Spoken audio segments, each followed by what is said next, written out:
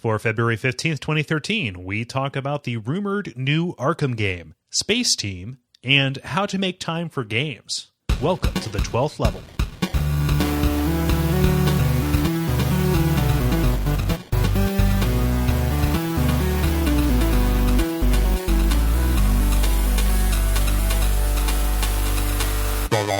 My name is Cole Ross. I'm Dennis Furia. David Mindsmith. Ben Merkel. And welcome to The Level, a podcast for people who love, I repeat, love video games. And it is mostly an unremarkable night. I don't have any kind of clever intro for this or anything like that, so why don't we just jump right in? Sounds good. No foreplay. Go. Yeah, no entertainment tonight. All this talk of love and no foreplay. It's a harsh love.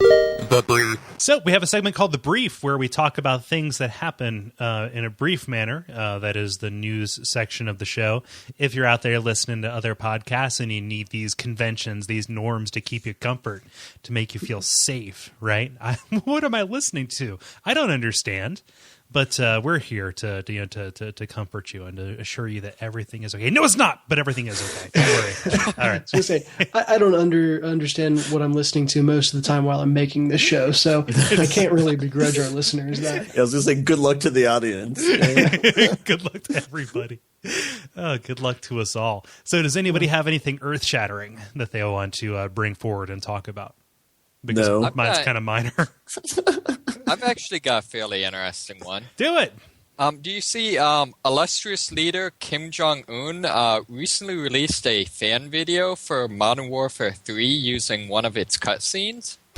What? In the video, a man is dreaming of a spaceship launching from Korea and orbiting the Earth before the camera pans down to show New York City being destroyed by missiles. Apparently, the juxtaposition of with the scene of the missiles coming from a cutscene in Modern Warfare 3. Apparently, the juxtaposition of spaceship and rocket-borne holocaust is meant to convey the message that North Korea's space program is strictly meant for peaceful purposes. But, I mean, let's be fair. That makes a lot more sense than the plots that Modern Warfare cutscenes usually convey. You got to dig deep with it. I can robot a. Go ahead and robot it. I'll put it in the show notes, but we can't listen to it live right now. Yeah. I think one of my favorite things of this though was that the original video got taken down when Activision or whoever did a Millennium Copyright whatever. Yeah, DMCA. Yeah. Right. So the moral of the story is even if you're a brutal, bloodthirsty dictator, you still answer to big media. they rule it all. Man. I was actually wondering this morning, like, what's left to sanction on North Korea? They've got to have gotten everything, but apparently video games have not been sanctioned yet. I think that they have. Like, I don't think that they're allowed to do anything. Yeah, I don't think they certainly not eat. Well, it's kind of amazing that copyright law is better than UN. Man. Yeah. The production values for it are about at the PBS level. Like that's more or less what it looks like. Well, I mean, it's funny because like all of their media has to come from them, and right. The North Korean regime is a subject of minor fascination for me. But like Kim Jong Il when he was alive, he was a huge film buff, and he would actually get people like basically kidnap film directors and bring them in and have them shoot movies that he wrote or directed. Something like that. Just kind of like, I want to make this movie, and then taking them as state hostages. So I wouldn't be surprised if they just if that sensibility just kind of pervades everything, right? Yeah. Yeah. Fair enough. It's also, human rights tragedy, et cetera, et cetera. Oh, it's weird as hell. I mean, Yeah, just it's crazy. Well, I feel like don't cry. basically what you can sum down is that when you can jump straight from the wonders and dreams represented by space to firebombing a city without missing a beat, that's a good indicator that you might be the bad guy. Okay, so if I was in their position, it was kind of like, okay, we're going to be leaving Earth soon. Like, of course, I'm just going to like glass the entire planet. Like, later, fuckers. Nuke them from orbit. It's the only way to be sure. I'm not coming back.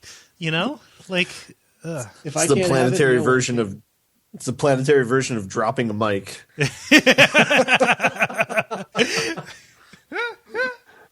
oh boy. I've always wanted to do that, but I'm just too sensitive to the fragility of audio equipment. Note to self: name a nuclear bomb, Mike. Drop the mic. Well, title suggestion. So Planetary mic drop. this just reminds me of all these times that video game controversies have intersected with global politics, things like that. So I remember when the PlayStation 2 came out, there was a bunch of controversy over the fact that this thing is like a supercomputer, and there were all these rumors that Saddam was buying up all the shipments when they were really scarce at the start, so he could put them together into an array into a cluster. Into a cluster so that they could run missile calculations or something like that, and have kick-ass LAN parties. See, the thing is, Tony Hawk you 3, say dog. that, but Pakistan's nuclear weapons program, that's more or less how they did it, is buying up a whole bunch of just random technology that individually was mostly harmless. Mm-hmm. But, if you take this part from this and this part from this. Yeah.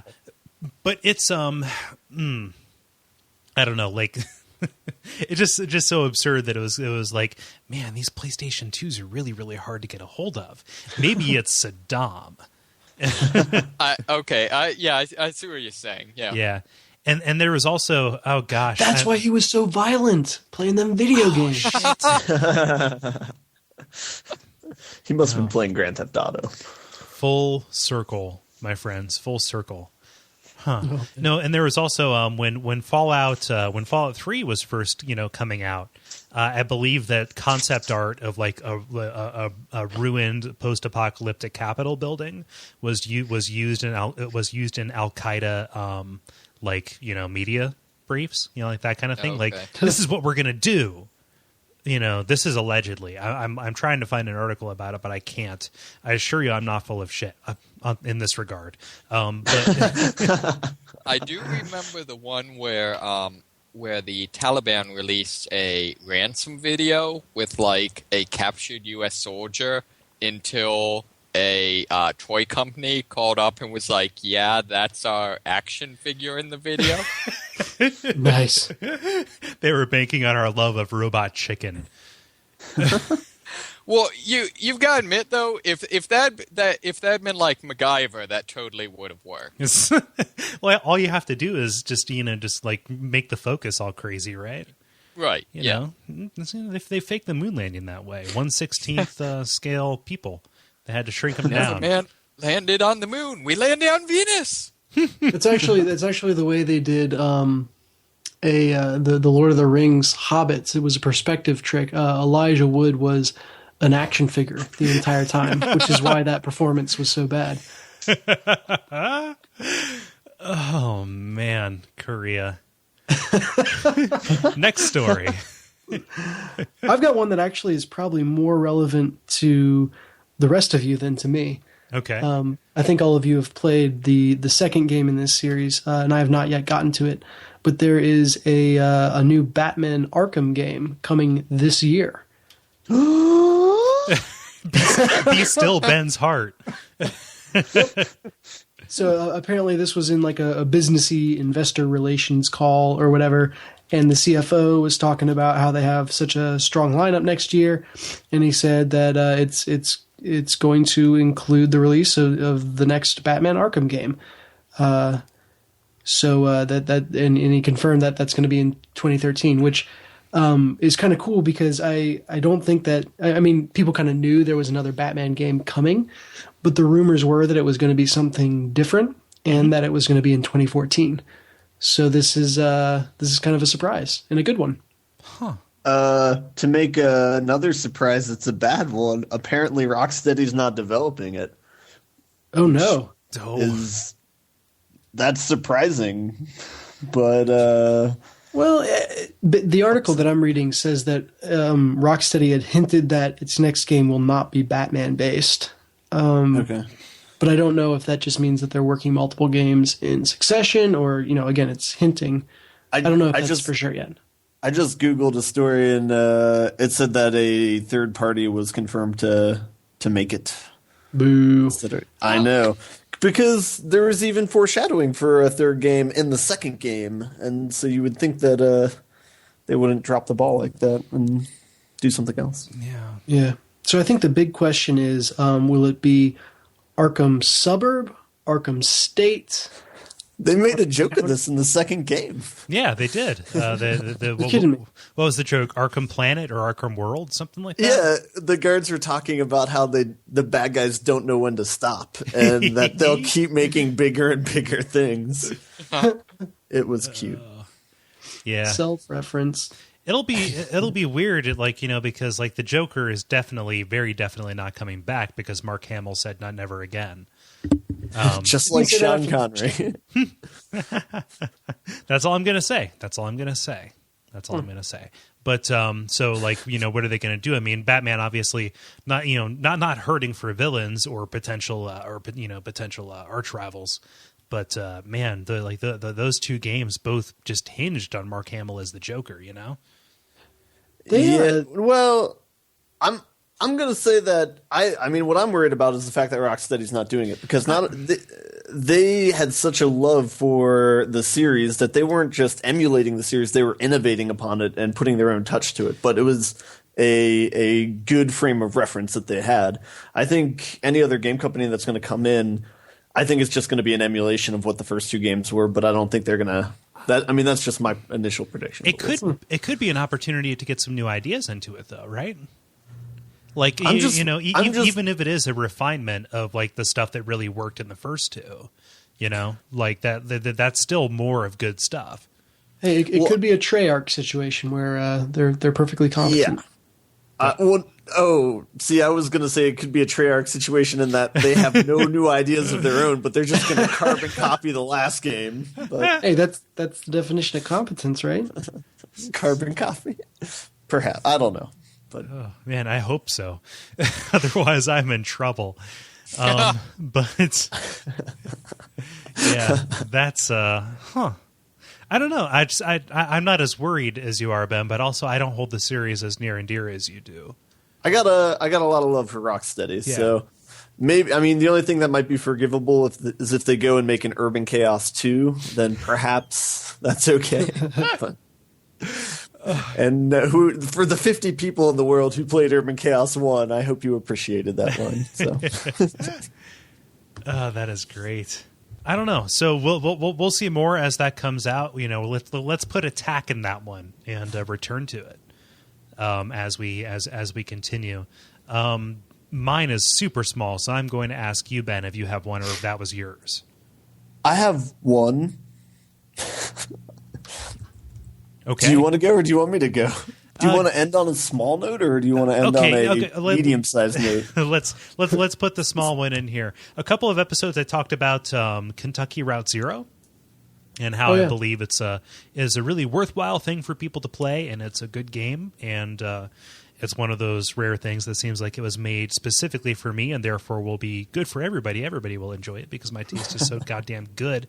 Well, if you were hesitant about dropping money on something that might be an unknown quantity, the developer of Kentucky Route Zero has actually put out kind of a prequel episode demo kind of thing called Limits and Demonstrations. That takes place before the first act of Kentucky Route Zero, and it's free. So you download it, you get a little bit of a taste of kind of the art style, of the feel, of the ambiance, of the flavor, the music. Oh god, the music is so good. If you buy this game, just spring for the whole thing, because you get the soundtrack for each of the episodes.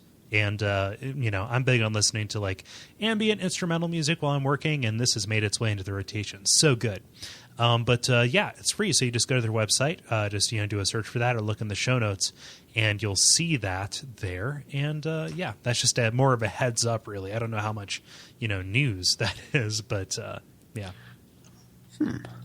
I think there's a trend there of you see more and more people doing an episode 1 or episode 0 kind of format. Yeah, where the first taste is free, right? Who else have you seen doing that? I was actually just looking on the PlayStation store earlier today, and obviously Walking Dead, I think, does the first episode free. There was some other obscure game, I can't remember it, the title of it, but I was impressed by the number of entries that had kind of a first episode free mentality. Yeah, I love the episodic kind of stuff. Not the Half-Life episodic thing where nothing comes out for 7 years, but the actual episodic, thinking Walking Dead or Strong Bad or anything else that Telltale has done to really good effect. It's I dig it. It's good. I just want to think about Half-Life 3 now for a little bit. I don't know. I wonder who's been waiting for what longer. Have you been waiting for The Last Guardian longer than all of us have been waiting for Half-Life 3? Well, I mean, I guess Shadow of the Colossus came out about a year and a half after the Half-Life 2. This is true, yeah.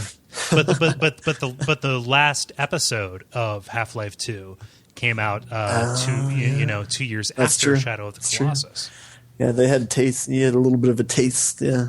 Yeah, just a little bit. So I don't know, man. Valve, you're working on Dota, honestly, for real. You're throwing your hat into that ring. Come on, give Papa what he wants. At least they have a fully functional company, and yeah, that's true.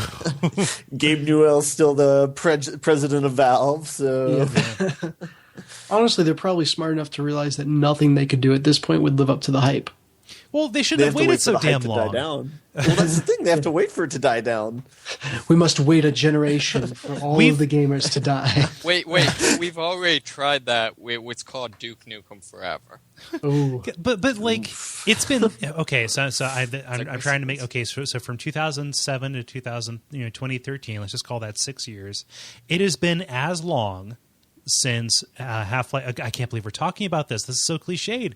Everybody's angry about this. It has been as long since the release of Half-Life 2 Episode 2. Like that span of time is the same span of time as was between Half-Life 1 and 2. Ugh. I know. Exactly. Ugh.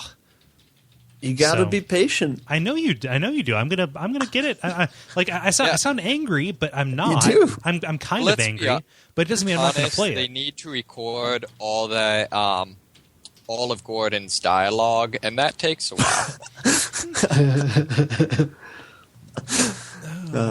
That's what it is. They've decided to voice him, and they're looking for that perfect voice actor. I really hope. I really dislike the whole silent protagonist thing. It's got to be it's got to be Morgan Freeman if they have someone who has the voice of Gordon. Yes. Well, they call me the chosen one. My Morgan Freeman impression just gets worse and worse every time.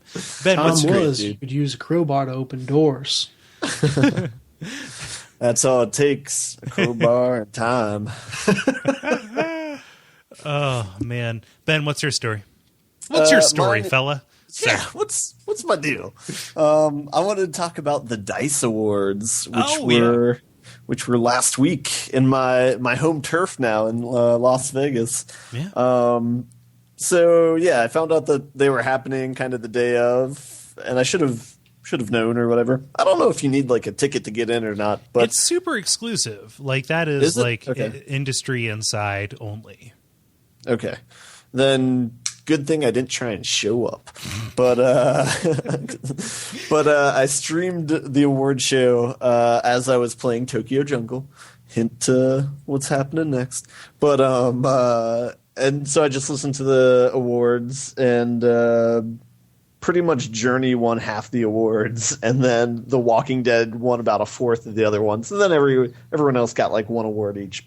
But yeah, basically Journey won everything. So it was an award show devoted to saying, "Hey, that's a really good game." so yeah, so that was interesting. Can you blame them? No, it's a really good game. But it's interesting. I mean, it's interesting that 2012 was kind of the year of underdogs. It's all these bite-sized games, or games that you can beat in like 5 hours maybe, and there's no additional content outside of that. So it's kind of interesting that those were the games of the years. It's kind of a shot across the bow of the AAA games, but I like that. So anyway. All that I can we're seeing so much of this, and this may just be blue car syndrome or whatever, but I think that all of the AAA developers are like putting their resources into making things that are going to come out for the next generation of systems. And so we're in those twilight years of this generation where all of the crazy interesting stuff is coming from smaller people who are like, okay, we have a large enough potential audience, let's do this. Right. I don't know. When do you think the next generation of consoles are coming out? They haven't this year been announced. Do you think we'll find out? We'll find out in a week, right? Week and a half. GDC maybe. No, there's that PlayStation event. The PlayStation whatever I keep getting on YouTube. Oh yeah. Maybe. Who knows? I don't think that they're like if they announce their system, it's probably not going to come out this year. Yeah. Probably not. Yeah, I mean, they can announce their thing, but I think that Microsoft is in a better position to put their thing out this year, Durango or whatever it ends up being, the Xbox Infinity, whatnot. I think it's weird to think about how when PS2 came out and PlayStation said that they were going to be committed to making 10-year consoles, it seemed like it was way too long, and that they had to back support PS2 for way too long. But now the 10-year thing kind of seems like a cutoff time because with the PS3, it's approaching that in a few years. So it kind of is. But when they said that, when they said, "Hey, we're going to have a 10-year life cycle," they were talking about the PlayStation 2, and they did it. Yeah, they just recently stopped manufacturing PS2s. Yeah. So I mean, and that puts it at about the right. About the right time frame. So if it comes out next year, they have 2-3 years of making PS3 games in order to usher people along, right? Yeah, but kudos to them for that support. Yeah, no, for real, they're doing good. But yeah, so this Dice Awards, I saw every headline I saw was Journey sweeps Dice Awards. I need to go back and play that again because I was thinking about it. And I had a very powerful recollection of some stuff that happened in it, and I was like, "Man, there's probably so much more that I just didn't pay attention to or didn't see." And in all these year-end retrospectives, people are talking about it, and it's like, "Oh man, there was all this stuff I didn't see." I don't know if it's feasible or not, but I'd recommend trying to get someone to play the game in front of you. One of my friends played it, and I watched him play and beat it since it's kind of a short game, but. It's kind of nice to watch somebody else play it and see their choices, but you also pick up on a lot of details that you might not otherwise notice. Right. When I see something like this, though, where Walking Dead or Journey or something, wins all these awards, I almost feel kind of I want to hear, yeah, that's obvious, but other than that, it's like if I ask someone what the greatest president was, it's like, okay, yeah, obviously Lincoln or Washington, but other than those, of the ones we might be, of the ones where there might be argument, what do you think? You've got analyst syndrome, which I'm just in this moment declaring that a thing. Where if you watch the football announcers on the game day shows, pregame shows. There's always the super obvious game where it's everyone knows that Team X is going to clobber Team Y. But because this person is, a football expert, they feel that they have to have a unique or interesting opinion. And so they'll make stupid picks just because there's like the too obvious choice. That choice is too easy. Yeah. So Exactly. I have two ideas. It might be more interesting, instead of them doing like Game of the Year, either A, do it like NCAA bracket style, where you just have like the obvious good game is going to be like seed 1, and then like the game that's questionable is going to be like seed 16 or whatever, and kind of decide what the best games are that way. Or just simply come up with a list of games and just rank games. And so instead of just saying this is the best game, say here's the top 10 games of the year. Yeah, nobody would be satisfied with that, though. I mean, I think that might be more interesting, because they'd have to kind of put more thought into it instead of it just being, this is obviously the best game. It's more like, okay, here's a set of the really solid games this year. Yeah. No, I agree. I'd rather see that. My only problem with that is like looking at everybody wants, something to put on their box, right? Right. So it just Phrasing? like, what's that? Nothing. No. I mean, just kind of like, we want to have this little badge to put on the front that says Dice, award-winning game of the year, to update, or more relevantly, like you look at the product information on the PlayStation Store, be like, what one dish, burper, and then there you go. I'll be honest, it's a good thing I don't vote for these, because my vote would be entirely based on which game do I want to see a Game of the Year edition of. I don't think that you have to have. I don't think you have to be Game of the Year in order to win a game in order to have a Game of the Year. Edition. Yeah. Yeah, I never understood that. But. I don't know. But yeah, I mean, I can't disagree with them. It's just one of those things where I have trouble remembering games that came out last year that weren't those particular ones. And by the way, if Journey released $50 DLC that did nothing but change the dress from red to green, I would buy it. Like you would buy it because you like the color green so much, or you want to support them?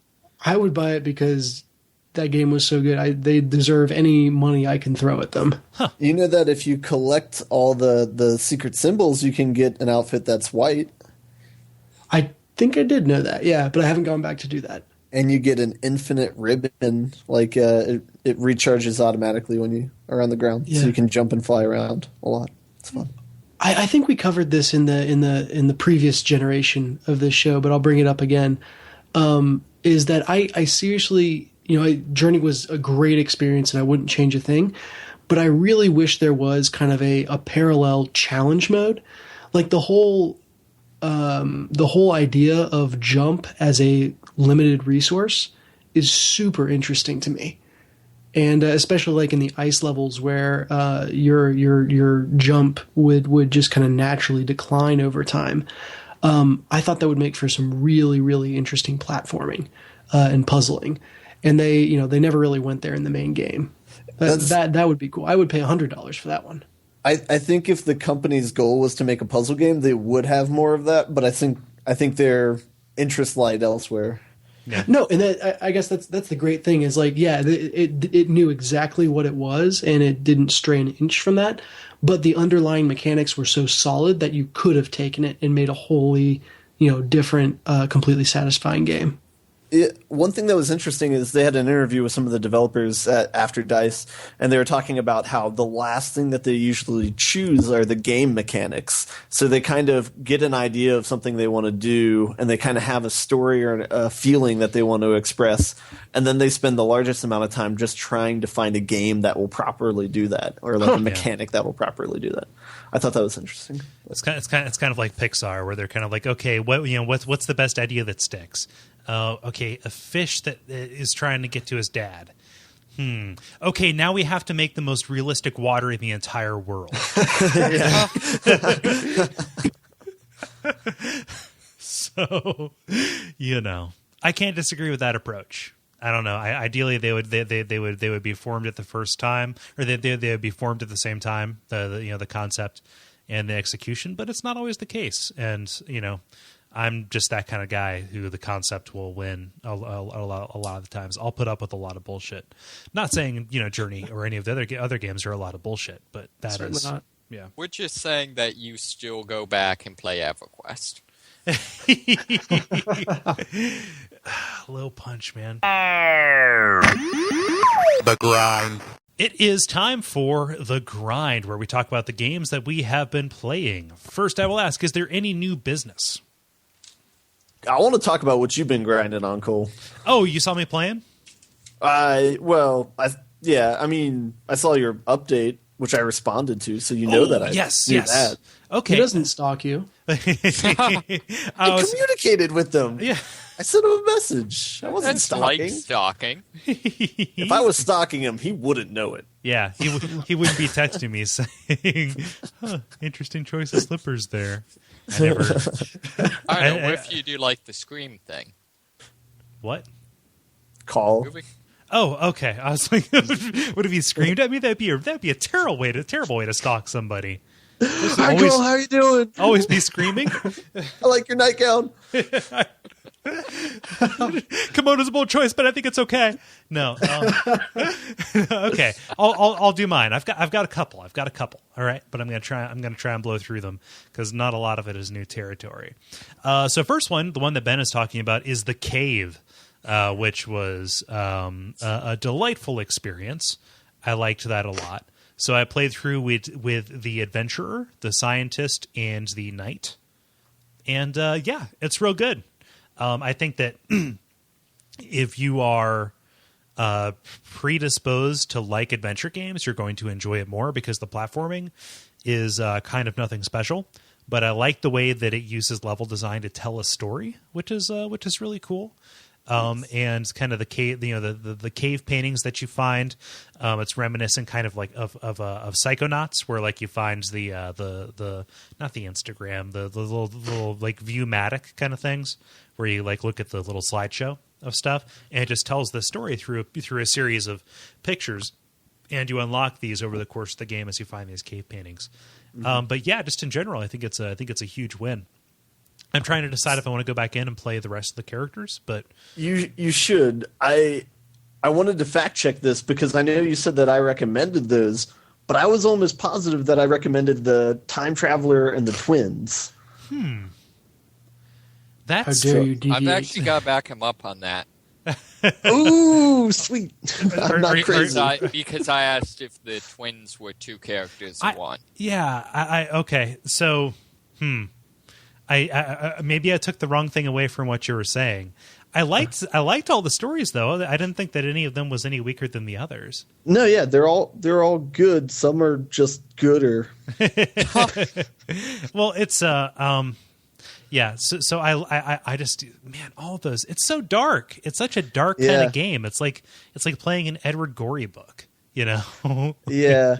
I had been thinking about it the last week since you mentioned that you're playing through it, and it's kind of like the common theme is, at what price is your goal worth? Yeah, and that's most ham-handed in the Explorer story, which I really liked. But just kind of like the things that it forces you to do.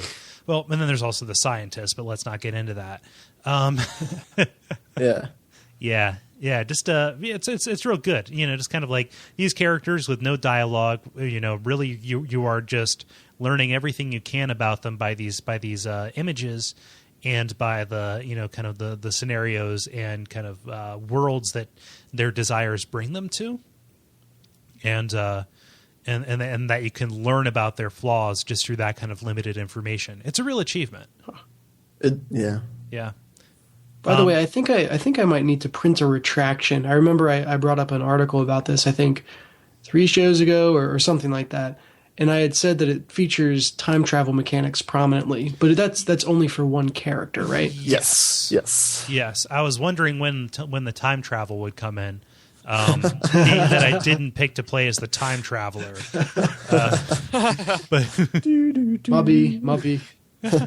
I think what bugs me most, and this is I don't know how crazy this is. There are 7 characters, but you can only play as 3 at the same time, and you don't get anything for combinations. So I have to play through 2/3 of the same game to get that straggler. like I might as well just do the monk, the time traveler, and the what's the not hillbilly that I haven't said yet? The twins. The twins. I might as well just do Yes. those. You know. In fact, that's what I was going to recommend, because if you do, because they have a set order at which they appear, and the hillbillies is in the first set, and so I was going to say if you want to see his, then you can play a third time and get his out of the way early. Oh, okay. Yeah, that would be good. Yeah, I'll probably do that. That's nice and short. I like a tight, well edited experience, and it was entertaining the whole way through. So yeah, buy it, play it, love it, learn it. Is it very? I hear you saying it's dark. Is it very humorous? Yeah, at times. Yeah, it's funny. The narration is pretty good. I think the cave talking to you. Yeah, it kind of has like a Portal-esque humor to it, where it's like something that makes you laugh, but then after you laugh, you're like, "Oh, that's kind of bad." Sort of like the news. Do the interstitial puzzles change at all? So, like, you move from each character's area to the next area, but there are these kind of things in between them. Specifically thinking of like the mine carts and the dynamite and stuff. That's not specific enough to be a thing. Those are constants. Those are constant. So you just have to rely on knowing how to do them always.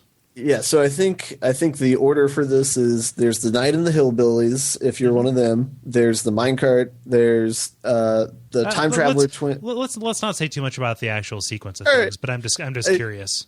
I guess it's like 2 characters, something, 3 characters, something, 3 characters, something, right, and then resolution. Yeah.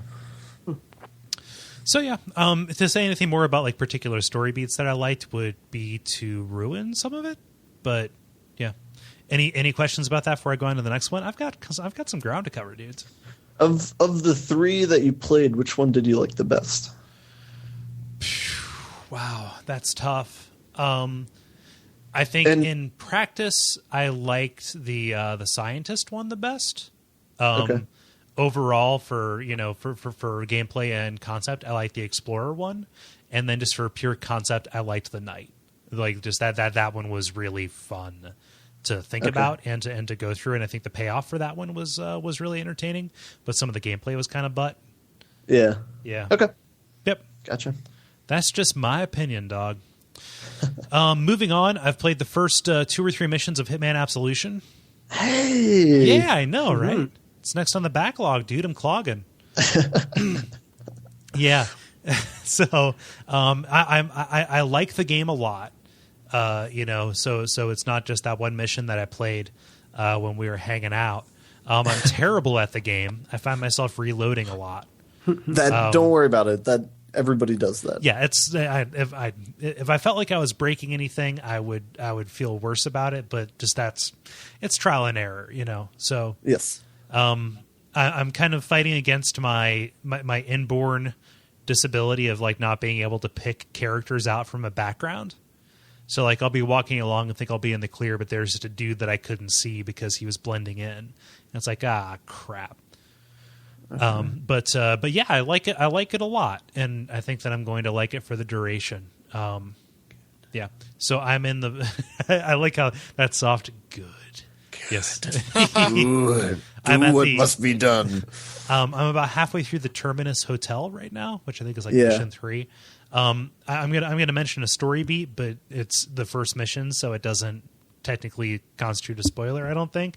Yeah, the story is not advanced enough at that point in time. So yeah, like when you're creeping along outside that building, and there's a guard inside a window who's like talking on his phone. And he's like, "Oh, so you're saying it's not prostate cancer? Oh, I could kiss you. I'm so happy. My daughter's going to be..." And you have no choice but to yank him out of a window and drop him to his dad. Oh, no. It's like, I love it. I like that. That is probably the most darkly humorous thing in the entire world. But like, dog, for real? I believe that's on the first mission at the mansion, right? Yeah. You your target? No. You can wait and he'll walk away. Oh, damn it. Because I was going to say, the game generally doesn't force you to kill people who aren't your targets. Yeah, that's true. That is another thing too. Is you can get through every mission with only killing your target and not arousing any suspicion. So I'm a bad What human. we learned is that deep down, Kole wants to kill. No, it's not that Kole wants to kill. It's that once Kole gets started, he can't stop. Can't have just one. Jesus. Yeah. So I like it a lot. I'm only on mission 3, so I can't say too much. I like the disguise mechanic. I like how I think that its interface for letting you know when you're about to get spotted is nice and unintrusive. Yes, It's not as like crazy overbearing as like a Metal Gear Solid radar would be, where you can see exactly what everybody is seeing, but you get just enough warning to break line of sight. Before being boned, which is pretty cool. And the way that it handles the context sensitive stuff is pretty neat, where you have to hold the button for a little while, and just the entire like graphical and motion graphic presentation is pretty good. Yeah. So when you say the disguise system, is it still where you can like find the outfits, and as long as you don't do anything too stupid, people will? Go ahead. The way the system works is whatever you're disguised as, people who also have that disguise will recognize you. And so in hindsight, I was kind of a little lukewarm about that system, because if you're like a chef in Chinatown and you go like to the opposite, like no one's gonna know that you're not a chef that's in another part of the area. You know what I mean? Like, yeah, because in the Chinatown, no one will recognize the 7-foot tall white dude. Yeah. Yeah. There are some instances where it makes more sense than others. Like, if you're disguising yourself as a guard, and all of these guards are, dispatched here for a particular mission, it makes sense that they would have a head count or a buddy system or something like that. But for stuff like the chefs and whatnot, yeah. But it's a nice order of operations puzzle. Continue, Dennis. I was going to say, I still want to know.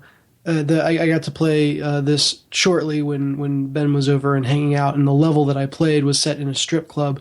Can you get the disguise off of one of the strippers, and does it work? Well, you don't really have to get a disguise off of them. You just have to take off your clothes and find some electrical tape to put over your dude nips. The animation on his junk is awesome. Straight up Dr. Manhattan. The ragdoll effects, yeah. Jeez. I would like to suggest for a title, Dude Nips. Duly noted. But yeah, so it's good. I intend to play more of it as time goes by, as you do.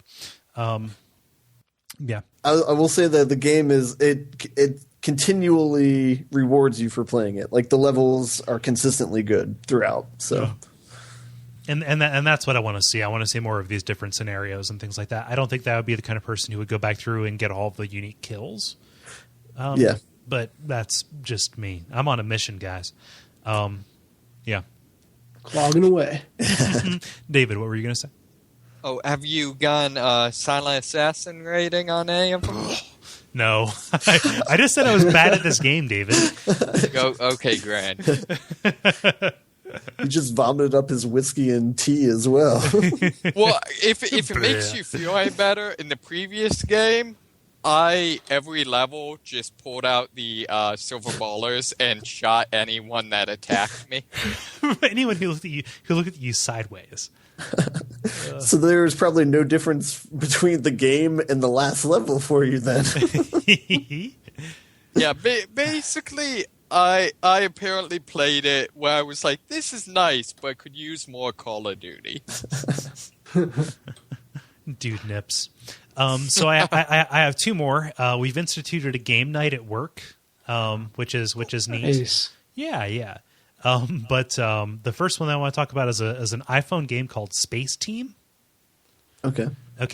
So this is a local multiplayer game where everybody, up to 4 people, you download this app, and you know, for each of the sectors, your screen is like a control panel with different kind of widgets and buttons and things like that. You know, dials that can be like, you know, make 5 sandwiches, or, you know, attenuate the flux capacitor, or things like that. And at the top of your screen, there is an instruction that you have to say to somebody else. So it'd be like, okay, set, release 5 space chickens or something like that. But everybody else has these instructions, and it's very unlikely that you're going to get an instruction that you can do. And these instructions have to be executed within a certain amount of time. So what happens is everybody has their controls, and everybody has their orders, and you have to try and find a way to, in an orderly fashion, instruct whoever has what, and you don't know who has what. To do what it is. So you're waiting your turn patiently to say, okay, do X. And then like, wait, it's not being done. Who has blah? Who has this? And so it starts out very orderly, very, very, very quiet, very, controlled. And ultimately it ends up to who has the goddamn flux capacitor? The ship is going to explode. Put the rabbit in the box. and this is compounded by the fact that occasionally meteors will show up, and only one person gets the warning for the meteor. So when you get that, you say meteor, oh crap, and everybody has to shake their phone or else the ship gets hit. So like this isn't so much a game as it is a team building exercise. It's free. And it's on iOS, so it can be on your iPhone or iPad. And if you find yourself in the rare situation where you have 4 people in a room with an iPhone, go for it, because it's really, really cool.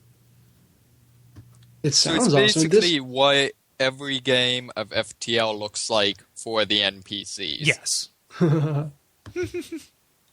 It sounds like something that would be right up your alley, Dennis. Yeah, and it actually sounds like a game that... it sounds like a game that I'd read about, but I don't think it's the exact same thing.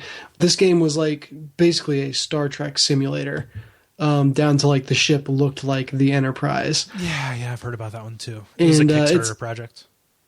Yeah, something like that, where you have 4 people with a screen that is unique to their function, but then there was a 5th person that was like just the captain, and they didn't have any screen, or they didn't have any controls. They just had a screen that kind of showed the best view of what's going on at a macro level. And so that I'm trying to find the name of it right now. It's something Artemis? real generic. Yeah, Artemis? I think that's it. Yeah. But it's definitely a great use of that technology. Hey, let's take this thing that's kind of ubiquitous and just put something on here. This kind of multi-screen kind of thing. So you look like total nerds playing it, because you're sitting around talking about just missiles and phasers and things like that. But that's a huge missed opportunity, because at any given table of say 10 people. 5 or 6 of those people probably have iPhones. Yeah. And I play lots of games, random apps with my friends, but don't have anything that works in real time like that. Yeah, it's neat. The only complaint that I would have about it is that it's like we dropped a couple of games, so it's dependent on either Bluetooth or local Wi-Fi to run, and just sometimes it'll be like, oh, mission ended because somebody's phone went blah blah blah. Yeah. But the upshot of that is, since I've introduced this to the work environment, you'll hear people screaming throughout the office at random times. So it's taken hold in a way that I couldn't have predicted. You're like, help me! I'm doing all the work all my coworkers do. Or fly this spaceship, flash the space chickens. Space chickens. Yeah, you have to invert at least something. Reverse the polarity. Yes.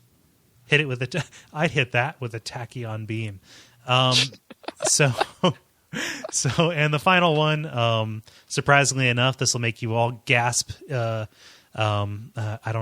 guess when I say gasp and gaspitude, but COD Blop. Hey, all right. Call of Duty Black Ops 2. Playing split screen, local kind of stuff, doing some what is it, team domination, something like that. What's the control point? Kind of that's kind of domination. Yeah, and then doing some zombie mode. It's a good time. I was bad at it. I was holding our team back, but it was fun. Did anybody rage quit on you? No. It wasn't like the time somebody rage quit on me in Portal 2. I was going to say, it's better than Portal 2. Yeah. Yeah. But yeah, it was good. I liked it. You know, I was playing with people who knew what they were doing. So they were they were being very helpful in terms of like, oh, don't use that weapon or et cetera, especially in the zombie mode where stuff is really poorly explained on screen. And having somebody who knows, like, okay, go to this place now, somebody who is willing to take control in a space team like fashion. It helped out. We did a couple of the maps that stick out of my mind. One of it was like a volcanic thing in a bar or something like that. It was a really kind of small map where you couldn't step on the lava or the floor is lava or something like that. And the other one we did a level called Die Rise. It's been a while since I've played The Floor is Lava. Just say it and see who jumps. But yeah, Die Rise was pretty cool. It seemed a little bit more story driven, which was interesting. I also got separated. I fell down an elevator shaft, but somehow survived. So I was about 4 floors away from my dudes, trying to fend for myself, waiting for them to come get me. Did you survive or die? Help! I died. I was like, I don't know where I am. Where are you at? I don't know. See, those are always the best parts of those types of games, though, are those times when you get separate and the game suddenly becomes just epic. Yeah. Yeah. So it was fun. It helped. It probably helped that I was in a room playing it with people. I don't know if I would get the same enjoyment out of like playing online with other humans, but playing with people that you know and like is neat, especially when they're right next to you. So yeah, it's a game where you kind of need someone to explain to you what's going on in the zombies mode. Yeah, I don't know how you would piece it together otherwise. I dug it. Wiki. Yeah, exactly. Yeah. So, who wants to go next? I'll go. I have only a small little ditty. Do it. I've been playing some Tokyo Jungle. That's about it. Are you entranced? It's like an arcade game. So I mean, I'm playing it like an arcade game where it's like, oh yeah, I'll play around with this, and it's kind of fun. However, I have kind of hit a wall as far as it's going. I think I'm a Buffalo is the highest one that I've unlocked, but I figured out a little bit more of the mechanics. Basically, there's missions every 10 years. Excuse me. So you'll start as an animal or whatever, and you can look at the start screen at any time, and there's objectives that are unlocked. And so there's like an objectives for years 1 through year 10. There's objectives for years 2 through 20. 11 through 20. 21 through 30, etc. And so if you do those missions, you get unlockable items. Kole, I believe I sent you a picture of it. You did. Yeah, I was meaning to send that to you like last week, but it was like midnight or 1 your time. So I was like, oh, I'll just send that to him later. And so you got it today now. But it was a picture of a baby chick with an antenna spike strapped to his forehead, which increases the attack of the animal. So different items will increase your stats or whatever. Also, there's one mechanic that I don't know if I fully explained last week where if you take over an area, there's like different there's like maybe like 4 or 5 different points in each different area, and if you take one over by marking each of the territories, you can then attract a mate, and you can attract a mate based on how leveled up you are. So there's rookie, veteran, and boss, and that dictates what level of mate you can have. There's a lot of there's kind of the undertones that I've been picking up is there's like a lot of like Japanese cultural subtext in the game. So the way you attract women is very non-politically correct, I guess. And so the 3 tiers are there's the normal female, there's the I think pride female or like whatever the best one is, and then there's the desperate female at the 1-star rating. And so whichever one you pick, it'll give you more or less offspring. And what else? Yeah. So another thing is you unlock the story mode by picking up items in the survival mode. So there will be different kind of like PDFs or like files or whatever that kind of dictate what happened and how the apocalypse came, or how things went bad. And so if you pick up enough of them, it'll unlock a story mission, and then you can play that. And kind of another example of the cultural environment of the game is one of the missions when you play as a Pomeranian. You try and go out hunting for the first time and get food to bring back for your parents and the rest of your family. And the first one that you bring back, it just shows your parents being very disappointed in you, and that you have to do better than that. That's funny. I know that the majority dishonor. I know that the majority of video game stories and plots are just excuses, but this takes it to this weird level where they found this metaphor. Like somebody wanted to make a game about animals, and it's like they put it in a time machine and sent it back to the most brutal days of the Inquisition, and they tortured the hell out of it in order to make it fit what they wanted it to be. Like let us stretch this animal evolution metaphor as far as we can, to points where it doesn't make much of any sense. I'm sorry. Have you watched Pokemon? I'm not saying this is a bad thing, because right now that is that stuff has to be more interesting than the game itself, right, Ben? What do you mean, like the cultural subtext of the game? Just the craziness around it. Like, it's not so much like, oh my gosh, I really enjoy what I'm doing right now. It's like, holy crap, look at how crazy this thing I'm doing right now is. Yeah, I mean that's where a lot of the enjoyment comes from, is the absurdity of the game. Yeah, quite. Yeah. Wow. So I'm stuck right now trying to take over the hippopotamus territory with the buffalo. It's quite difficult. One of the cool things, though, is like when you get to the upper levels, like when you survive like maybe 40 or 50 years, it feels legitimate then. Like kind of the absurdity goes away, and it'll be something like, okay, I'm a buffalo. Now there's a bunch of like lions and elephants and like big animals around, and like each one is a challenge to take down. So it feels more like a wildlife simulator after a while, like when it gets to that level of difficulty, which is kind of interesting because early on there's so much absurdity, but it's quite fun. Wow. So that's all I've been playing. Oh, wow. Played a little bit of that. Nice. I'm probably close to being done with it, as whether I beat it or not. So neat. Who wants to go next? I can go. Do it. Yeah, go. Cool. I've actually completed a couple things since we last talked. So Dark Souls, beat that game. Oh, cool. And yeah, promptly started a new character.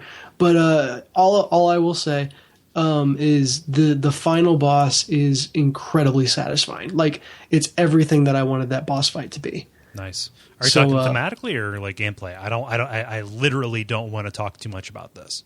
No, I both. Okay. Like, just on every level, I kind of sat back after I'd beat it and was like, man, that was perfect.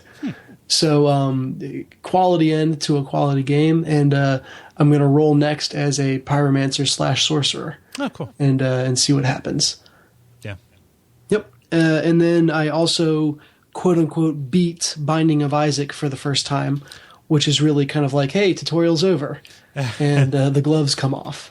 Oh, so you beat Mom? Beat Mom for the first time, yeah. Which really all that means is it unlocks the full scope of the dungeons and releases a whole bunch of items and tougher enemies into the world. So the game becomes more interesting to play, if anything else. Yeah. So it felt good about myself for the past 2 weeks. I've completed what I started. Unfortunately, unlike our multiplayer question from a couple weeks ago, it wasn't out of duty. It was out of out of enjoyment. So it's two great games, and we spend a ton of time talking about them. Honestly, I was thinking about this the other day. If we sum up the time that we have spent talking about Dark Souls on this show, it probably still exceeds the amount of time that you've spent talking about Dark Souls on your Dark Souls podcast. Well, we've only done like 4 episodes so far, so The gap is narrowing, but I think we've gotten ourselves a pretty solid lead. Yeah. Well, it doesn't hurt. It doesn't help that I just don't stop talking. So. Yeah. And now I don't either. And pretty much once I'm sure Ben will fall for it eventually, and then we can rehash everything again. It takes time, but he shouldn't feel bad if he doesn't like it. Yeah. No, that's fair. You should really feel bad about it. I'm just trying to think about it. Sorry. No. I'm just Catholic priest. Jeez. Womp womp. What else? Got any new yeah, songs for us? I got some new business. I ducked into Retro City Rampage for a bit. And I don't know if you guys have heard of it. It's basically a parody retro video game. Set up to be kind of like an 8-bit GTA that is just packed solid with little references to different games and different pieces of culture. So I really only played through the first tutorial, and I had to put it down because it was almost sensory overload. There was nothing functionally wrong with the game, but it's just so densely packed with references. It's like I know, Cole, you've got a young niece, and you've got the siblings or the family members that are around the age of 3. And you show up, and they just do nothing but bring you every single one of their toys in succession. Yeah. And hand it to you. It's like, look at this, and look at this, and look at this, and this is a thing, and that's a thing. And so with Retro City Rampage, it's like Doctor Who reference, Duck Hunt reference, Mario reference, Zelda reference, and they're just all smashed together. Batman reference, and it's all completely just squashed together.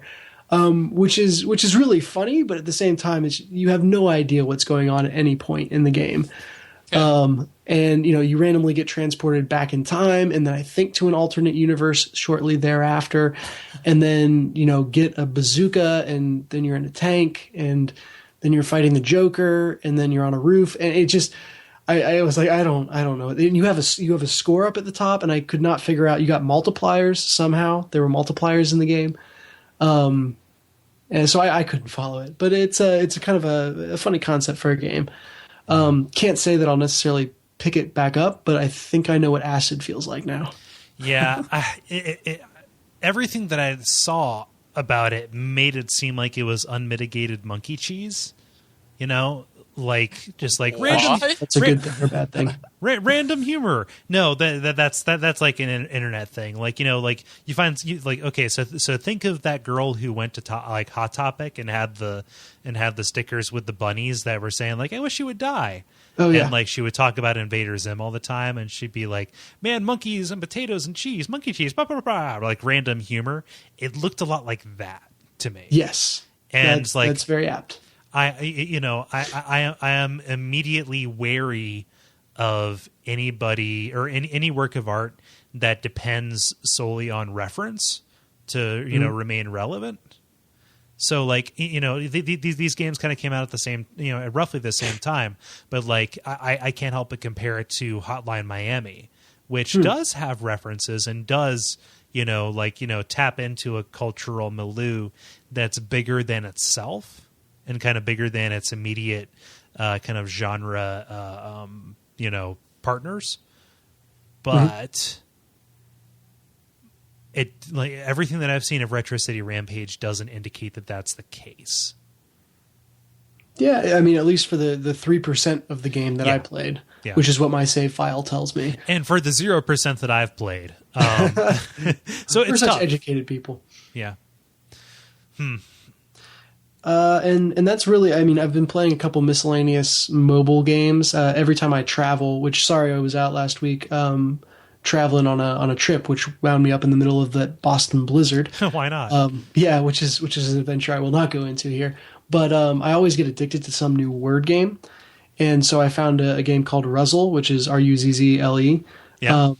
Which is very fun, and it's a word game, and I mean, there's not much else to say. You make words and play against your friends. I enjoy it. It's my name in that game is the same as my Twitter handle, and you can find your Facebook and Twitter friends there. So if you want to match wits, look me up. But it's a good little distraction. Do you have you ever played Letterpress? I don't think so. That's that's one of the bigger ones. That's also really fun, but I won't go into it here. I've got something for the next time I travel. Yes, you do. Yeah, friend me on it. It's free, but it puts a limit on the number of simultaneous games you can play. It's $1 to unlock like all of the so it's technically free to play freemium kind of thing, but it works really well. Yeah. Yep. So that's me. Cool, David. Unfortunately, I've been playing almost exclusively Dark Souls, trying to keep up with your other podcasts. Oh, where you at? I killed off the gargoyles, killed off the butterfly, and killed off the Lower Undeadburg goat demon thing. Yeah. So I'm just about to go into the depths. Okay. I've got to say the gargoyles are infinitely easier when you summon both of the NPCs. Oh gosh, yeah. Even just the one. Even just the one. Yeah.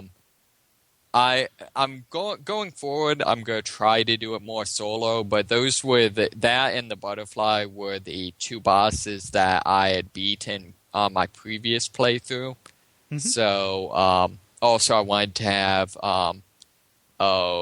the witch as the option for the was it the Four Kings battle later on.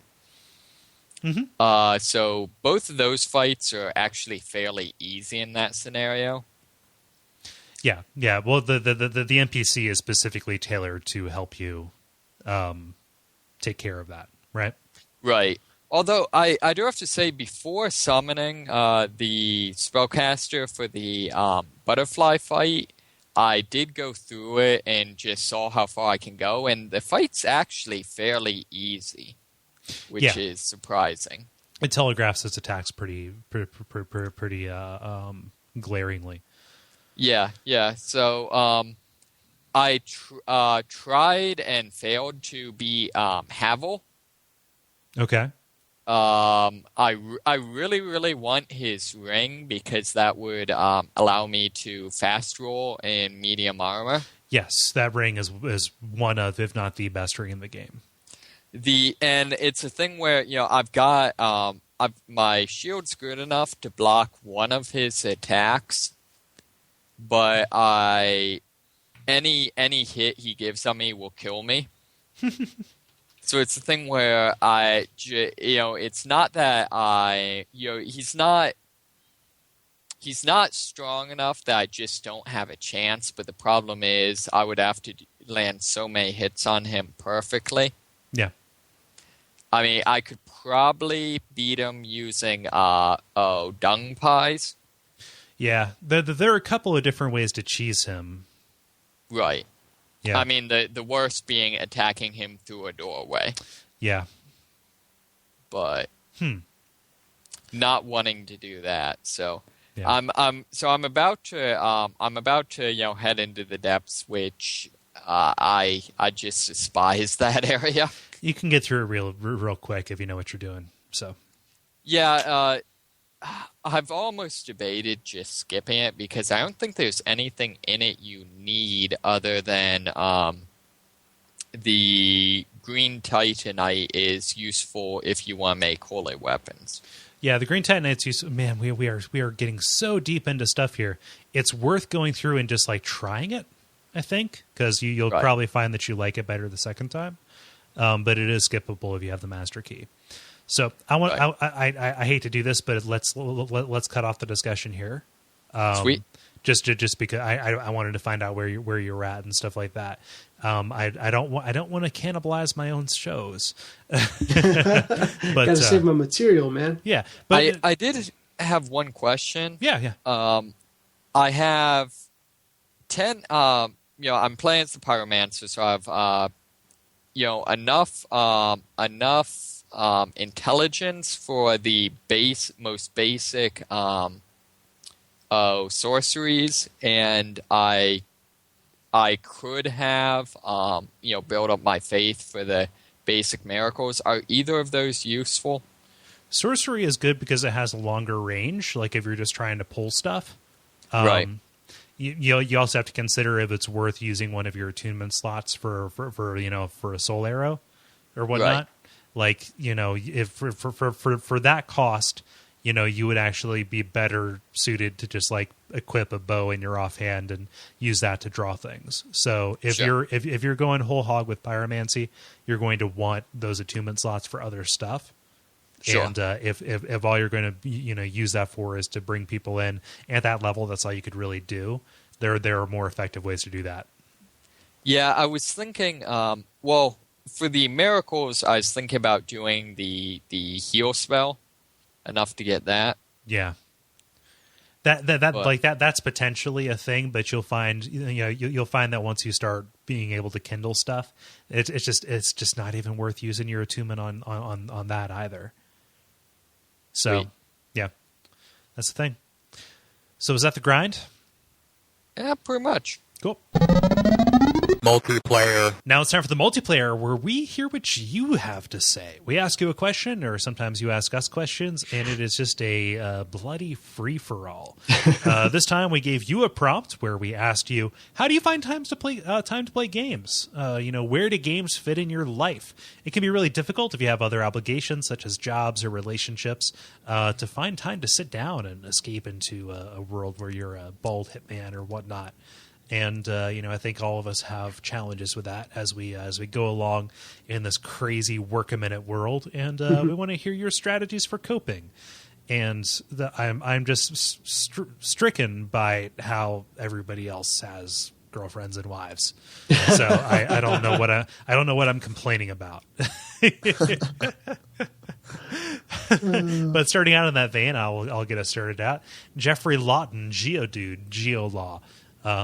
Any number of nicknames that he might have. He says, I usually only play games rarely when my wife's either not home when my wife's either not home or at late night when she's in bed and I can't sleep. Yet I consume about 10 hours of video game podcasts per week. I'm just realizing how weird that is. Amen, brother. Very true. I don't know. The last time I did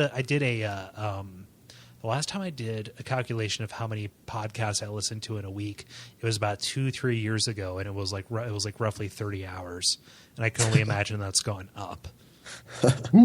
Yeah, I know. And that was the last time you did the calculation? Yes. Was it like never again? It was too depressing. Yeah. Well, I can't be alone with my thoughts, so silence is not permitted. But yeah, gaming when the wife's asleep. I don't know. I can't comment. I don't know that life. What say you, Dennis? Yes. Do you game when your wife's asleep? Yeah. It's interesting how the games have changed roles as my life has changed roles, I guess. Because it used to be that I would always the first thing I'd do whenever I got home from work would be to flip on a game of one sort or another and play for a while to decompress. And that was kind of like the dead space between work and then whatever I had to do that night. And that definitely changed when I got married and had a housework and all that stuff. And my first reaction was, man, there's like a 4-hour window from 8 to 12 where, any activity that's looking at a screen really occurs in my life nowadays. But actually that's not necessarily true. Like, at work, a lot of times, I work at a desk and I try to just get up and walk around a little bit at semi-regular intervals. And my excuse will be, I'll walk around the floor and I'll just whip out my phone and play a round of Ruzzle or play a round of Rayman Jungle Run or, any whatever game is on my phone that I'm enjoying at that time. So I probably do that, 3-4 times throughout the day just to kind of give myself a little brain break. Yeah. So that's where gaming happens.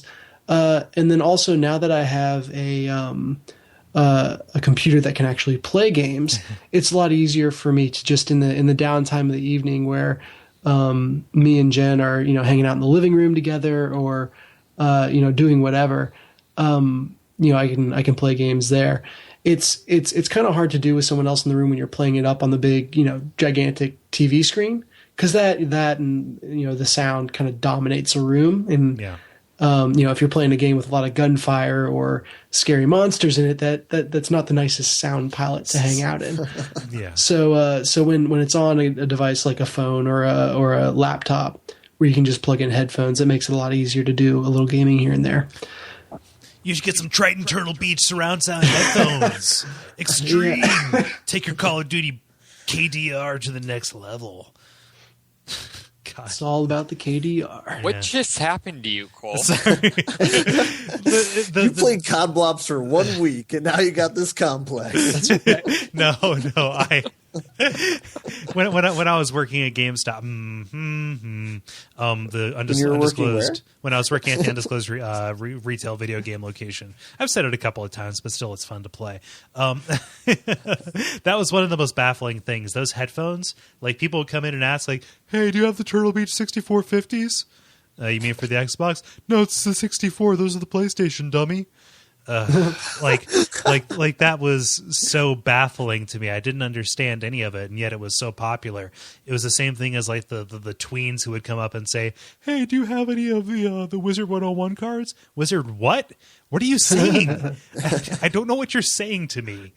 Those are all words, true, but like that, like putting them in that order doesn't make any sense. So, I guess I only like do that voice when I'm talking. Like the headphones are a good idea, especially if you're in a space where you would want to be considerate of others. Like that's the use case for me. But they're marketed like Slim Jims. Yeah, they really are. With explosion. Wait, you mean with professional wrestlers? Former professional wrestlers. Sunday. Alive. Show some goddamn respect. No, Snap into some headsets.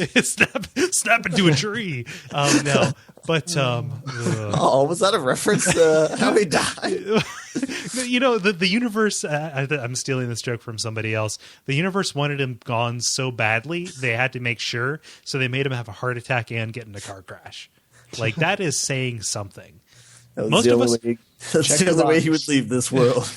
Most of us only get one cause of death.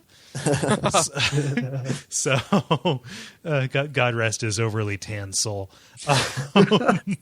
David, tell us what Brandon says. So I have to regain my composure. Brandon says, I usually get some gaming in while my girlfriend makes dinner. Don't worry, I'm not that guy. I do the dishes. And lately I've been getting in bed an hour early so I can play some Persona 4. Yeah. I'll be honest, I have no idea what Persona 4 is. Is there a reason you have to play it in bed, or what? It's a sex move. It's kind of like what is it? Not Bakugan, whatever. Not Baten Kaitos. That Metal Gear game that you had to play in the sun, or else you die. What? Oh, that was such a good game. Yeah, it was. Someone was like just screaming at their Solar speakers. Boy, whatever. So Solar Boy's Adventure in Moontown. Yes. No, it was. Oh God, no! I need to look at it. No, but it was a good game though. Yeah, it was a Game Boy Advance game. The cartridge had a light sensor. And you had to play it out in the sun. And the premise of the game, it was like a stealth action game. It was made by Hideo Kojima, but you used the sunlight power to fight vampires. Whoa, nice. But unfortunately, it was made for the one system where you can't see the screen in direct sun. Backfire. The irony. Boktai. It was a nonsense word. Don't worry. Yeah. But playing games in bed, dog. I'm playing through Final Fantasy Tactics for WoF, and I'm playing it on the iPad, and I've done most of that in bed. Yeah, I wish that I could be the kind of person who could banish all screens from the bedroom. Like there exists a type of person who just like a TV in your bedroom. What? I don't sleep in the same room as my cell phone. But like for me, like my bedroom has as many screens as like more screens than any other room in my house or my apartment. But that says more about me than anybody else. It's some people have trouble sleeping if they've been looking at a screen too recently. I've never had a problem with that. Like I can go straight from whatever game I'm playing or just reading news stuff on my phone or whatever it is straight into sleep. Where I think some people just need that extra buffer. There's a wonderful Mac app called Flux that actually changes the color temperature of your monitor along with the time of day. So like as you get into the nighttime, it doesn't put out like the high frequency artificial sun that it has to in the daytime.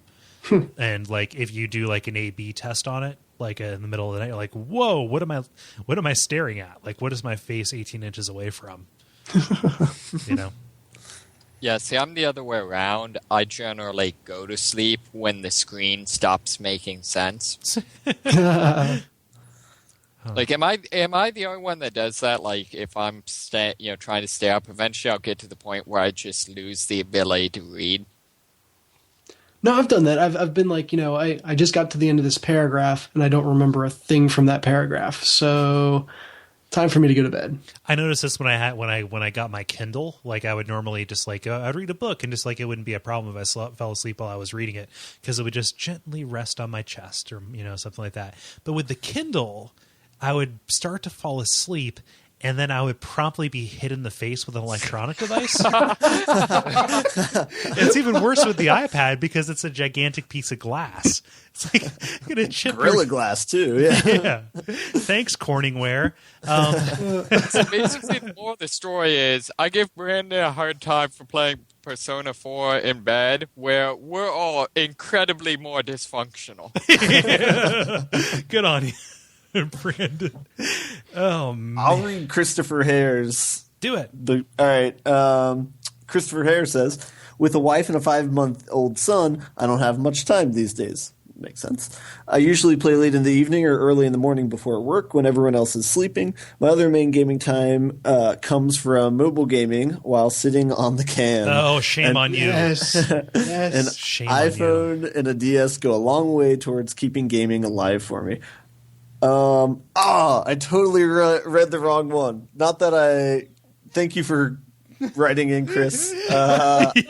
I thought he was the one who wrote about Hitman Absolution, so I was going to compliment him.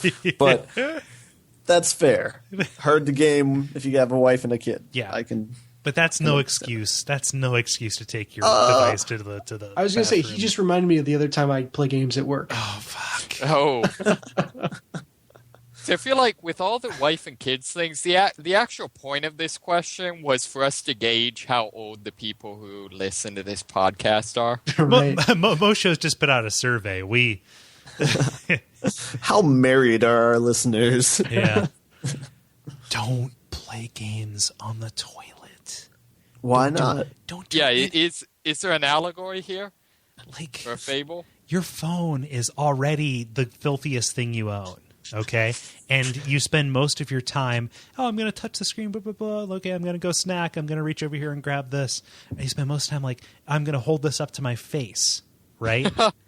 And you're going to take that into a public restroom, no less, and sit down and tappa, then put it in your pocket, risking dropping it on the floor. Or worse. To his defense, he does not specify whether it's a public or private restroom. But Dennis said at work. Oh, and that upsets me. I'm talking. I'm taking a stand. I'm going to get over here. What it actually is Christopher is a prepper, and he's canning in his basement. Oh, okay. So he's like canning like radishes and turnips and stuff. Yeah. That's totally what he meant. What are you talking about? Various jams, jellies, and he preserves sits on his cans after he cans them. This is awkward. Well, that's how you create a seal. Yeah, That's right. Seal of approval. Yeah. Don't. Just be a normal person and have a Lysol wipe at home at the end of, just a week. Let's say once every week and just wipe it down, dog. That's the takeaway. Wipe it down, for God's sake. Cool. Are you a little OCD sometimes? Nah. Have you been paying attention? Also, like, don't walk into a bathroom with your backpack and set it on the floor while you're doing your stuff. Where is she going to put the backpack? You're going to keep it on your back. What? Well, what if you're doing a number 2, dude? Well, you have to make compromises. Flip it around to the front. Yep. So, There's also hooks in the bathroom. How do you feel about hooks, Cole? well, if you have a laptop in there, I wouldn't want to trust my laptop, bag to a hook. You wouldn't trust it? Well, I've seen Don't trust hooks. I've seen enough of those hooks broken off. They're just a safety hazard right there. Yeah. So, anyway, Ben, where do you find time to game? When I'm not, when I'm not working. Like, hey, I'm not doing anything right now. I'll go play a video game. Yeah. Video games are fun. That's pretty much how it goes down. If I'm not hungry or not working. It's like The Sims. Are all your needs met? Yep. Let's game. Yeah, exactly. Yeah. Neat. Let's see here. Dennis, read Chad's. Sure. Chad says, my wife and I have gaming time before or after dinner, which is awesome. Mm-hmm. If we aren't in RTS mode, which it would be Age of Empires 2, Warcraft 3, or SC2, we share the PS3. I only play Dark Souls, but she likes to play Hitman Absolution. Ben, your compliment now. Yes. Yeah, this was before I read this before Cole mentioned that he was playing this as well. So I was just really happy that that game was brought up again. Yeah. Nice. And I could see that being a fun game to watch somebody else play. I mean, it might just be because that was my first exposure to it, but it seemed like a really nice, kind of communal experience. So Totally, yeah. Rats off. I was actually thinking about that in our earlier digression on kind of sound and managing that. There are definitely certain games that have a kind of sound palette that is more tenable to having other people in the room. But there are also games that are more / less fun to watch other people play. Yeah. Mm-hmm. So like I could see a Hitman Absolution. Well, I know a Hitman Absolution is definitely a lot of fun to watch someone play. I can imagine watching somebody play Dark. Tetris. I can imagine watching somebody play Dark Souls would just be infuriating. I think I basically infuriated because we know this For the person who's playing it too. Yeah. I remember distinctly because you were over and I was playing it, and I had somehow gotten all the way to Anor Londo without knowing that there was a run button or that there was a roll or basically anything having to do with the circle button. I'd basically ignored it all game, and so Cole is just watching me trudge through the level, and he's like, "So, you want to hit that circle button there? You want to?" I could tell it was just eating you up inside. You didn't want to influence my playthrough, but at the same time, you knew you could make it so much better. Cole follows the prime directive. Oh man, yeah. So if you can find that fun game to play while somebody's watching, do it. Do that thing. Yep. David, you go, then I'll go, and then we'll get the last listener one from Dennis. Sure. I'm unfortunately kind of in the Ben category where I just kind of tend to game anytime I'm not doing something else, which I'm actually in the process of trying to game less. Yeah. So I'm unfortunately the opposite of apparently all of our viewers who actually have productive lives. Yeah, that's kind of like me. I'm kind of in that same camp. It's kind of like, okay, you're always evaluating the context and your energy and things like that, and just saying like, do I want to play a game? Yes. Do I want to play a high intensity game or a low intensity game? Like if I just want to put on a podcast and do something with my hands, I'll put in Dark Souls because I know it like the back of my hand. Mm-hmm. But like if I want to get like a new experience, that's like finding time to play a movie or to watch a movie, right? Like that's hard. Right. That's hard for me to do because my attention span and energy are just so limited. That's actually the reason I haven't dipped back into Journey in a serious way yet. Is like I know that when I want to do another playthrough of it, I want to have a solid 3-hour chunk of time blocked where I can get through the whole thing. Yeah, in one sitting. See, I actually feel like that's almost more relevant to me is how I game, in that, I tend to big time PC because, I work on my PC, I watch TV on my PC, so that tends to be why, like, I'm still playing Dark Souls despite having it for several years, is because, when I just need to fill in some time, I'll boot up something on Steam, whereas Dark Souls, I need to, walk over, turn on the all TV. the way across the room. Well, switch over. I freaking hate switching over to, getting it to work on, like, coaxial cable, BE, or whatever. I didn't know you could hook up a PS3 that way. You can. It uses PS2 hookups, and they made RF adapters for PS2 that will work on PlayStation 3. Yeah. Wow. But man, I don't understand how somebody who works at their computer all day could get up or like not get up and then just continue playing on it. It's really, really hard. If I'm gonna play a game, I need to be in a different context. Oh yeah. Yeah. Like I'm just I'm sitting like right now I'm sitting in the same chair where if I'm working from home, I am in this chair at this computer looking at this screen, oftentimes talking into this very microphone. So like the idea of doing anything more than booting up and playing a game of Binding of Isaac is just like it's completely foreign to me. In terms of like, I need to get away from this and go into a different room, even if it is sitting in a slightly more comfortable chair and playing a game on a slightly bigger screen, Yeah, I think it's for me, just like gaming inertia or whatever is huge for me. Yeah. Especially for Dark Souls. Wait, what is gaming inertia? As in like, it's a thing where like getting started playing something is huge for me. If it's difficult at all to start doing it, I probably won't. Gotcha. It's a matter of friction. Yeah. Right. So like Dark Souls, like I tend not to make as much progress because I know if I'm going to play it, I can't.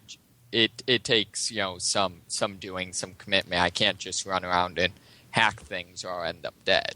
Yeah.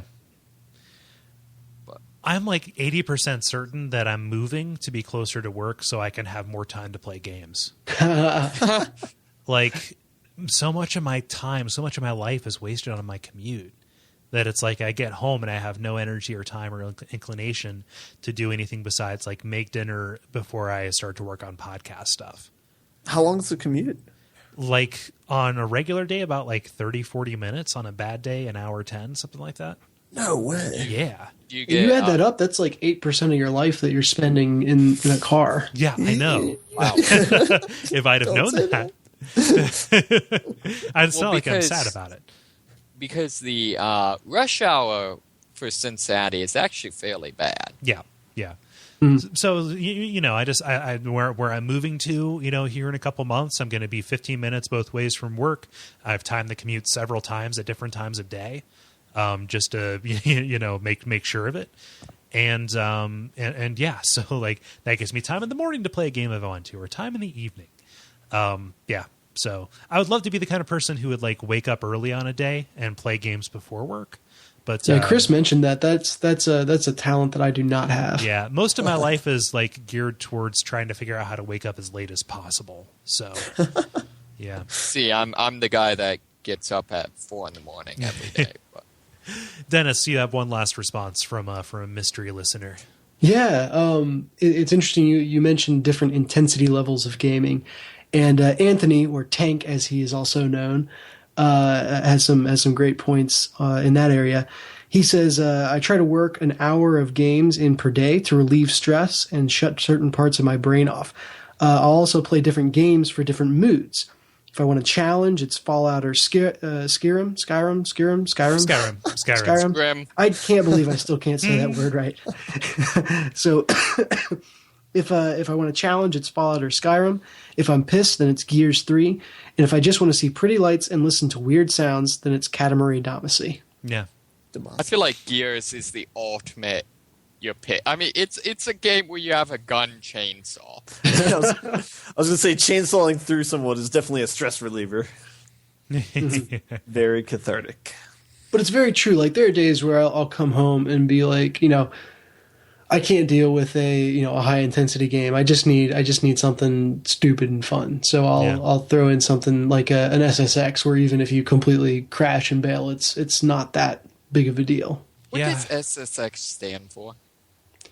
It's like surf, snowboard, and motocross, and I guess they just never got around to making the bracketing games. So it's kind of like they were talking about adding planes to Burnout for some reason.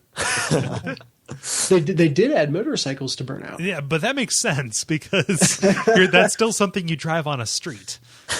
Indeed, yes. Don't you peel out in your airplane? Oh man! So that was the multiplayer. Thank you so much for participating, for finding the time, as it were. If you would like to, especially since they're all married too. I know all of you. I see what you did there. All of you grown-ups. Yes. But if you would like to participate in that, watch the usual channels, the Facebook group, the Twitter feeds, and all of that, and we will be here to see them and read them. And I'm losing steam, so let's do the next segment. The End Boss. So time for the End Boss, where we just kind of wrap things up in a neat little package and just say what's the pervading mood. It is the Jerry Springer's final thoughts for the week. Does anybody want to volunteer to go first? Okay. I have one. Okay, go. Sure.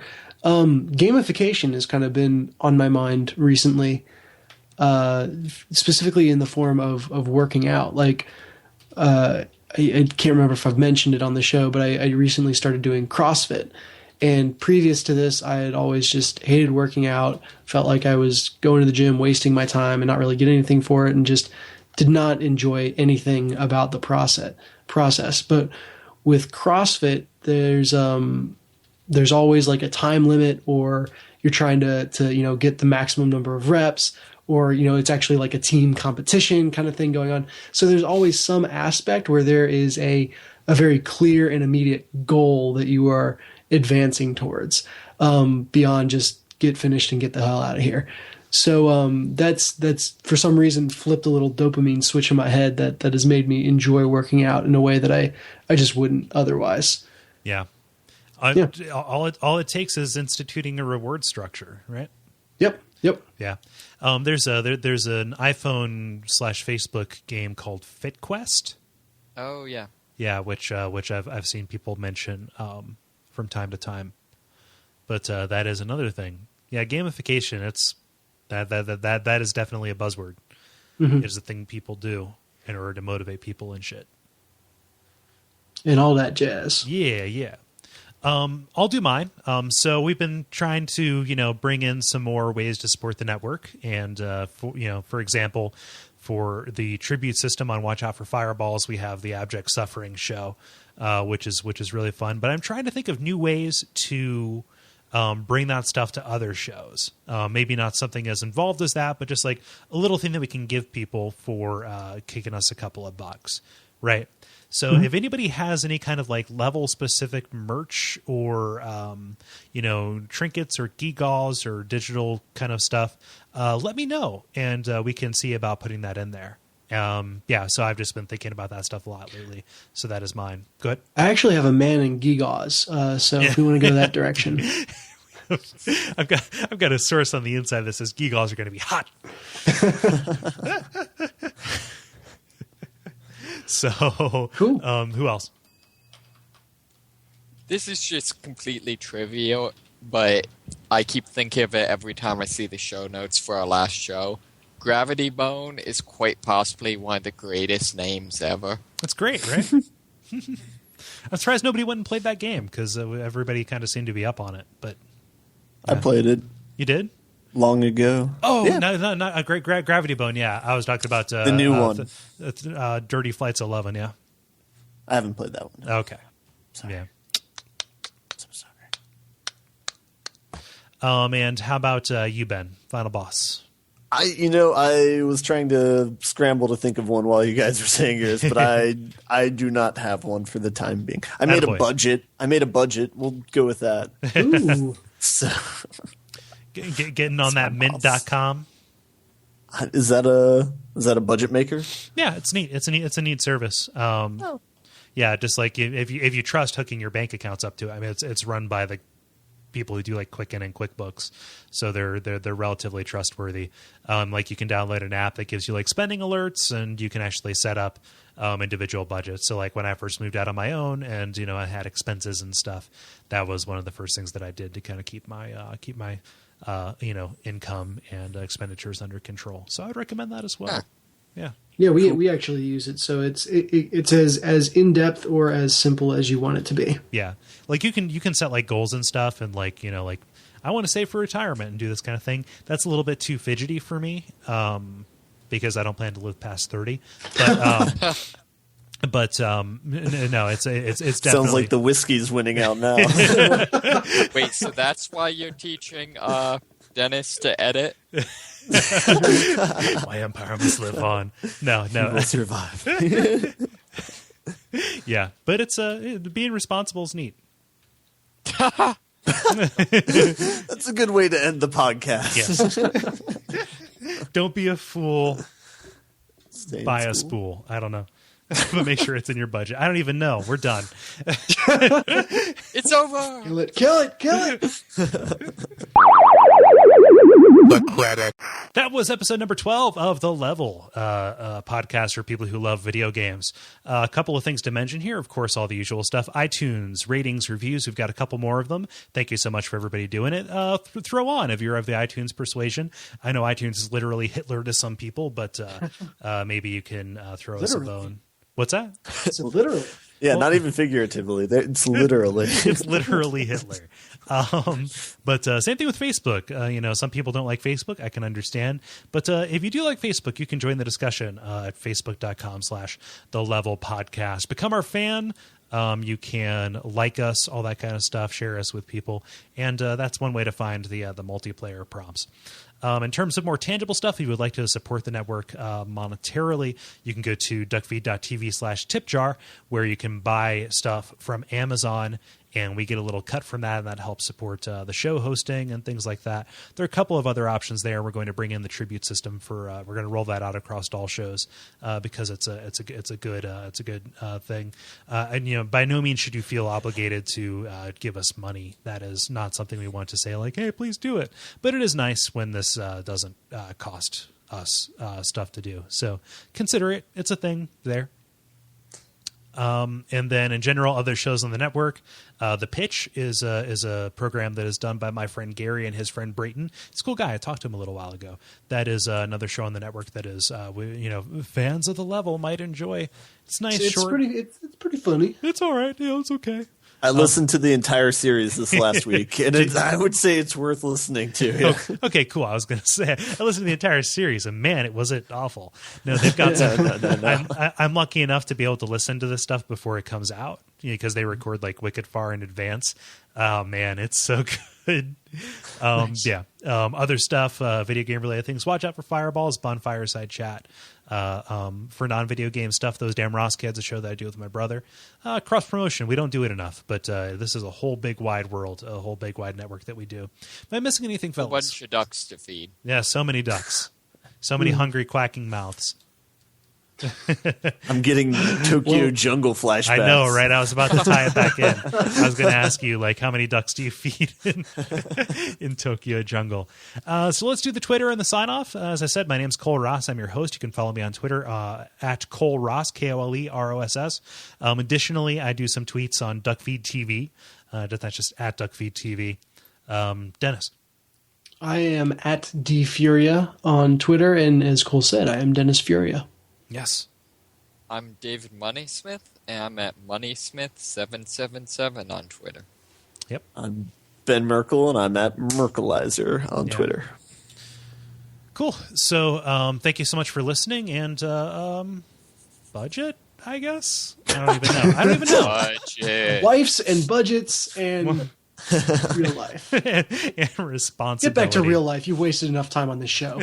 Yeah. Frittering your time away on such trivial pursuits. You should be Oh, that's a good game. playing Trivial Pursuit with friends. Yeah.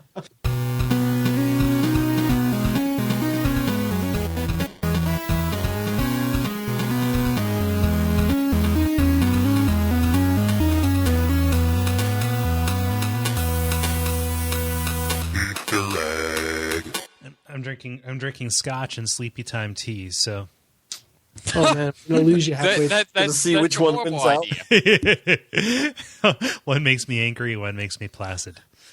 No matter who wins, we lose. You have to balance the humors. See that I feel like you just end up just incredibly angry but relaxed. Yeah. Well, a tranquil fury. Yes. That's basically how I exist most days.